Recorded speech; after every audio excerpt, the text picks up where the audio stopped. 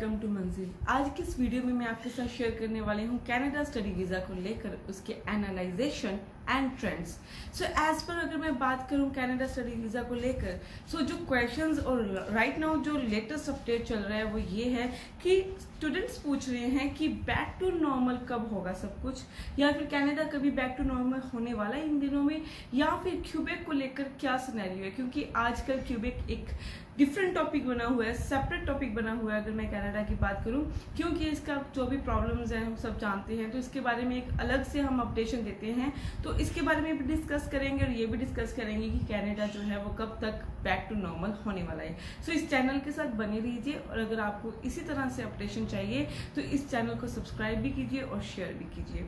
सो मैं स्टार्ट करती हूँ कनाडा स्टडी वीज़ा को लेकर, क्योंकि कनाडा को लेकर ये एक्सपेक्टेशन लेगी गई थी कि जो बच्चे कनाडा वापस जाना चाहते हैं वो कुछ ही दिनों में जो है कनाडा नॉर्मल होगा। बट एक साल से ये सिनेरियो चल रहा है और आगे आने वाले 6 महीने तक ऐसे चलेगा। पर फिर भी हम ये नहीं कह सकते कि जो सितंबर इनटेक है वो बिल्कुल नॉर्मल इनटेक होगा, क्योंकि मई के लेकर ये थोड़ी प्रेडिक्शन आ चुकी है कि मई जो इनटेक है वो नॉर्मल इनटेक नहीं होगा।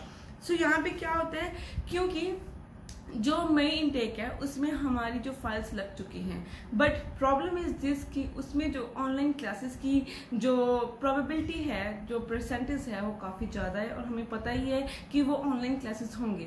बट बहुत सारे बच्चे सितंबर इनटेक को लेकर एक्सपेक्टेशंस ये लगा रहे हैं कि वो बिल्कुल नॉर्मल होगा। हम आपको हमेशा ये कहते हैं कि सितंबर इनटेक जब भी स्टार्ट होगा उससे पहले आप फ्लाई कर पाओगे, कनाडा जा सकोगे, पर इट डजंट मीन कि वहाँ भी आपको सब कुछ नॉर्मल मिलेगा।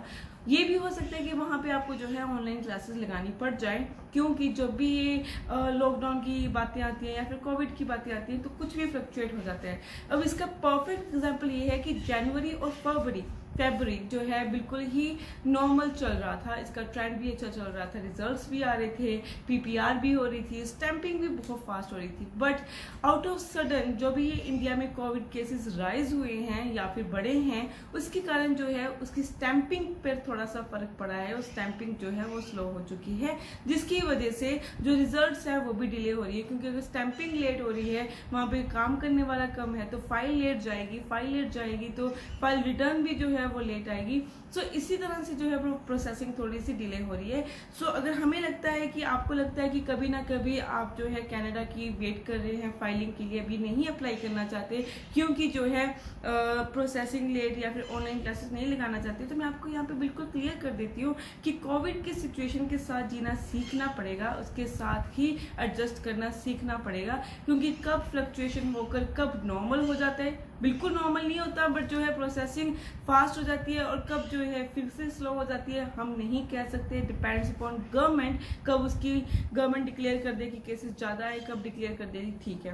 क्योंकि अभी भी जब स्टैंपिंग शुरू हुई थी वो स्लो डाउन हो चुकी है, उसके कई रीज़न हो सकते हैं।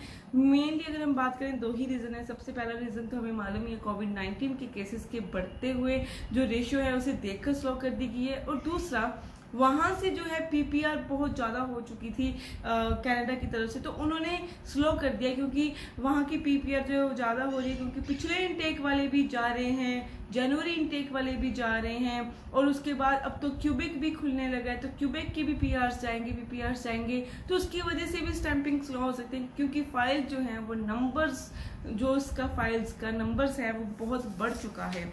एंड यहाँ पे अगर मैं बात करूँ सितंबर इनटेक को लेकर, अभी जो बच्चे वेट कर रहे हैं तो उनको मैं यही कहूँगी वेट ना करें, क्योंकि आज के टाइम में अगर आपको टाइम पे वीज़ा लेना है तो आपको जो फाइल है अपनी एडवांस में लगानी पड़ेगी।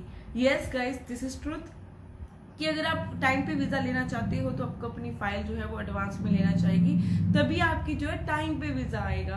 सो जिन बच्चों ने मई के लिए अपने अप्लाई किया था तो उनको पता लगा होगा कि इसमें कितना टाइम लगता है, क्योंकि वो फिर भी ब्लेस्ड रहे, क्योंकि जनवरी और फरवरी जो मंथ है वो बिल्कुल नॉर्मल था with respect to other months, तो उनको पता होगा। बट जो सितंबर के लिए उनको मैंने इसलिए कहा है क्योंकि जनवरी इनटेक के या पिछले इनटेक के डेवलपमेंट्स या फिर बाकी सब जो न्यू केसेस वो भी लगाएंगे। तो अगर आप अब से लगाओगे तो ही आपको जो है ऑन टाइम सितंबर इनटेक का वीजा मिलेगा। एंड मेक श्योर अगर आप किसी भी इनटेक के लिए अप्लाई करना चाहते हो तो उसके टाइम पे नहीं, उसके एडवांस में लगा के ही आप जो है अपना वीजा ले सकते हैं।